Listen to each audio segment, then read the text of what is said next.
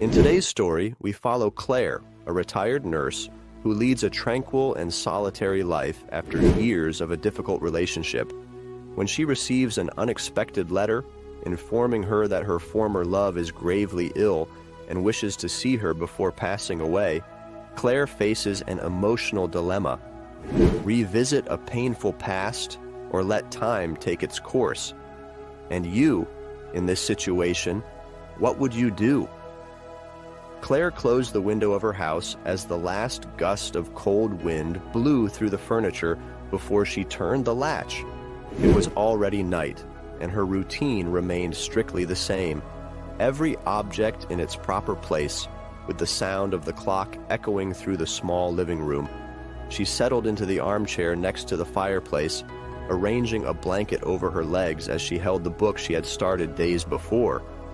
As she ran her fingers through the pages, they found an old photo among them, a blurry image of two young people laughing together on a beach. Mark embraced Claire, his wide smile and eyes gleaming with enthusiasm. She sighed and shifted uncomfortably. Time had played its part, and that memory, which should have been sweet, only brought the bitter taste of abandonment. She got up and went to the kitchen to prepare tea. While the kettle boiled, her eyes fixed on the reflection in the mirror. The 55-year-old woman staring back at her was no longer the young, smiling woman in the photo. "Enough," she murmured, stepping away to avoid confronting herself. Claire had decided to live alone, with no room for new relationships. Her last romance with Mark had left her broken. At first, he was charismatic and charming, but over time, his subtle control over her turned into open manipulation. He isolated her from friends and made critical comments about her choices, undermining her confidence until Claire believed she wasn't good enough. Mark left without warning, leaving her alone and shattered. She rebuilt her life by dedicating herself to nursing, but she never got involved again, fearing to relive that pain. Despite this, she maintained her kindness. She had been a dedicated nurse, known for her empathy and strength in the face of the most challenging situations. Even in retirement, she remained attentive to the needs of her neighbors, helping with simple tasks and offering medical advice. In the small town where she lived, she was respected and loved, but she always returned to a silent house, the echoes of laughter and conversations dissipating into emptiness. She missed the vibrant life she had once shared, but she preferred solitude to the uncertainty of an abusive relationship. At night, while organizing papers on the table, she found another old photo, this time just of her. The younger, smiling face seemed distant, and Claire sighed deeply. She wondered if one day she could find peace with herself, if she could finally bury the past. It was an answer that always seemed out of reach. The next morning, Claire woke up with the first rays of sun warming her silent room. She had her breakfast, checked her daily tasks list, and went out to do some shopping in the small town. Moving through the aisles of the market, she waved to her neighbors, exchanging quick and kind words. Upon returning home, she saw an envelope on the door with the name and address carefully handwritten. Intrigued, she picked it up and went inside, sitting at the kitchen table to read its contents. It was a letter from a hospital in a distant state. The sender, a nurse named Sarah, explained that Mark was terminally ill and wanted to see her before he died. Claire reread the words, her mind spinning with a mix of emotions. The name Mark made her recoil as if she had been struck. A wave of painful memories resurfaced, reopening wounds she thought were healed. Leaning her head in her hands, she felt a knot tighten in her throat. "Why now?" she whispered softly to herself. "Why after all this time?" She sat in silence, pondering what the letter meant. She knew that by deciding to see him, she would be jeopardizing the stability she had spent years building. Still, the possibility of answers attracted her, giving hope for a resolution to the painful story that connected them. Uncertainty kept her still for several hours until the phone rang. An elderly neighbor needed help with her medication, and Claire promptly went to visit her. The familiar interaction temporarily calmed her, allowing her to push aside thoughts of the letter. When she returned home at dusk, however, the letter was still on the table, patiently waiting. She sighed, sitting down to read Sarah's simple and straightforward words again. Mark was alone and needed her. She knew there would be no easy path, but the need to understand why he left without explanations, the desire to close this chapter, spoke louder. After a sleepless night, the decision finally came.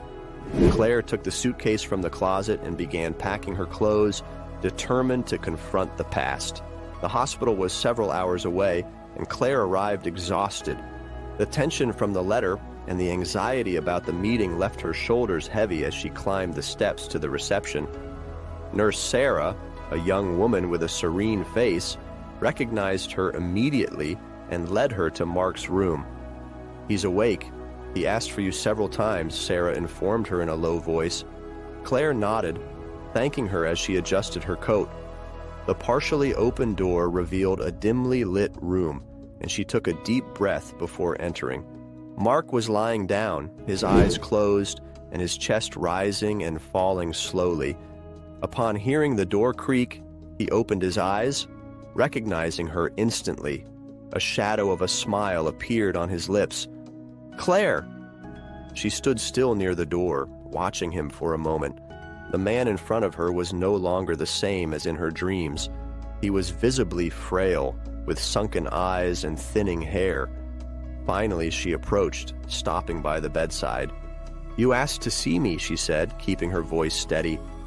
Mark took a deep breath, a faint groan escaping his lips. "I'm sorry," he murmured, "for leaving you like that. I was scared and didn't know how to deal with it." Claire stared at him, her arms crossed. "Scared? You abandoned me, Mark, without a word. Years have passed. You don't know what you did to me." He closed his eyes, his hands trembling as they found Claire's. "I know I can't fix this, but I didn't want to die without apologizing, without telling you that I regret it." Claire fell silent, her fingers tightly interlaced with his. She felt anger, frustration, and hurt, but also something else. Despite everything, Mark's vulnerability stirred something within her. He was asking for forgiveness, which made her wonder if she could leave the past behind. "I don't know if I can forgive you," she finally said. "I understand," he replied with difficulty, "but I'm glad you came."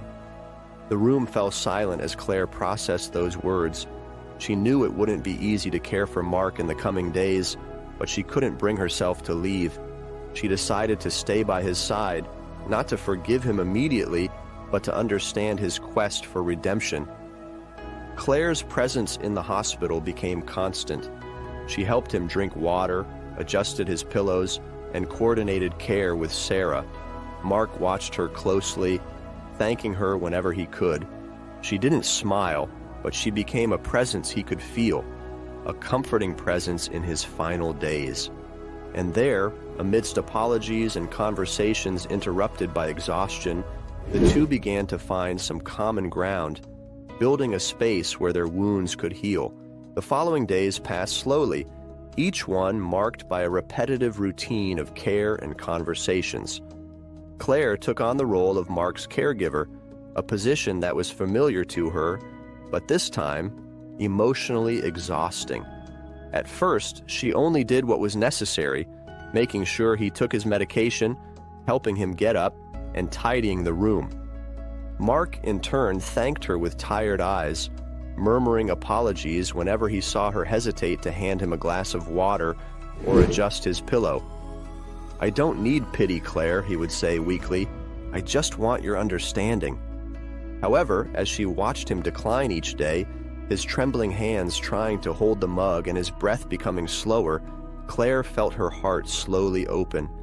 One day, while adjusting the blanket around him, she asked, "Why did you run away? Why couldn't you be honest with me?" Mark fell silent for a moment. His voice came out strained, interrupted by pain and weakness. "I was afraid of being rejected, afraid I wasn't ready for commitment. I thought that if I left you, It would be easier, but instead, I ruined what we had." She nodded, trying to process the explanation. "And do you think apologizing can undo all of that?" He looked away. "No, but it's all I can offer now." Upon hearing this, Claire finally understood what time and illness had done to Mark.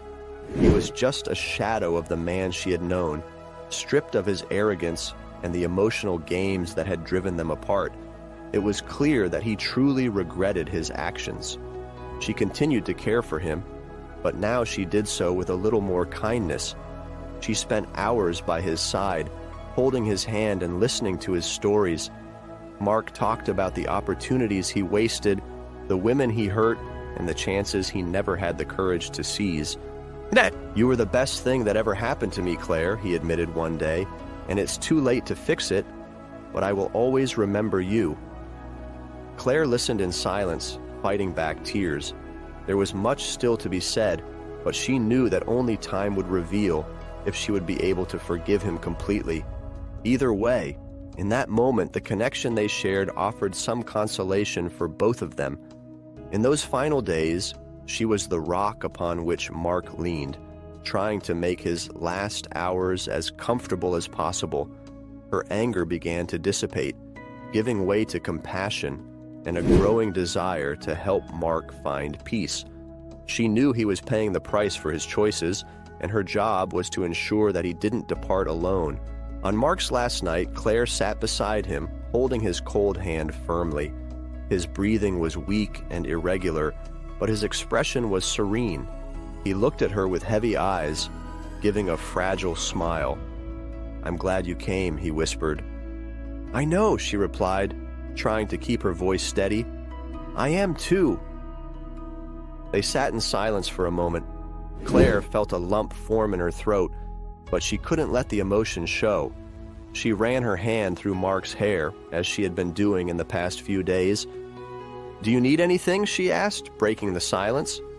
"No," he replied with a small sigh. "I just want to hear you talk." And so she began to tell simple stories of the childhood spent on farms and the adventures with friends in youth. Mark listened attentively, occasionally smiling, as Claire's words filled the darkness of the room. With each story, she felt the tension easing and allowed herself a brief sense of peace. Later, Mark closed his eyes and never opened them again. He passed away peacefully, his fingers still intertwined with Claire's.